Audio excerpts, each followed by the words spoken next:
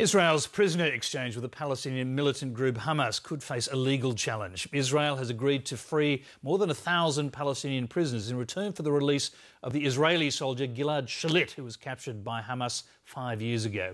The deal has been widely welcomed, but some Israelis who've lost relatives in suicide attacks say they feel betrayed, and they're considering an appeal to Israel's Supreme Court. Middle East correspondent Anne Barker reports.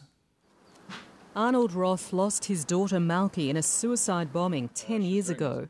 The 15-year-old was killed in an attack on a pizza restaurant in central Jerusalem. The young man in question, who is now of course dead, brought a bomb inside a guitar case so that everyone who would have looked at him, including my daughter who was a musician, would have thought, here is a man who knows music.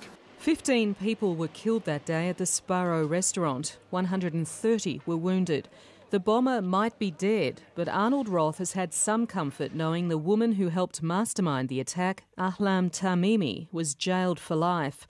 But now she's likely to walk free within days. It's devastating.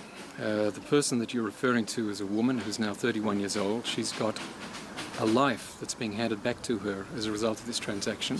In total, 1,000 men and 27 women prisoners are slated for release, even though hundreds of them are militants serving life sentences for murder or terror attacks.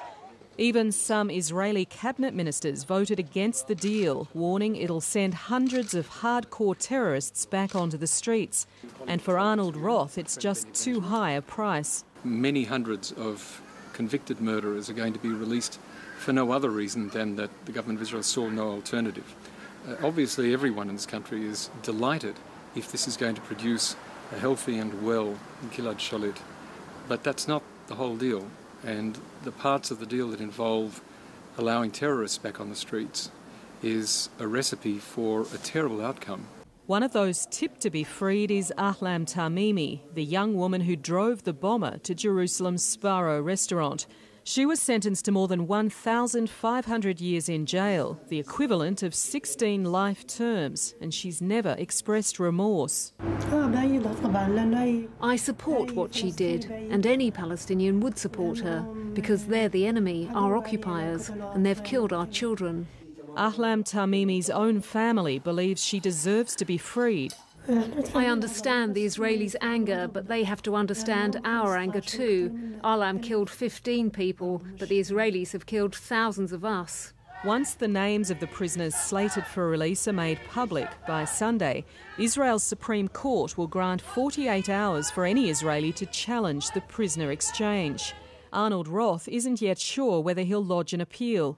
The first 450 prisoners and Gilad Shalit are expected to be freed within a week. Anne Barker, Lateline.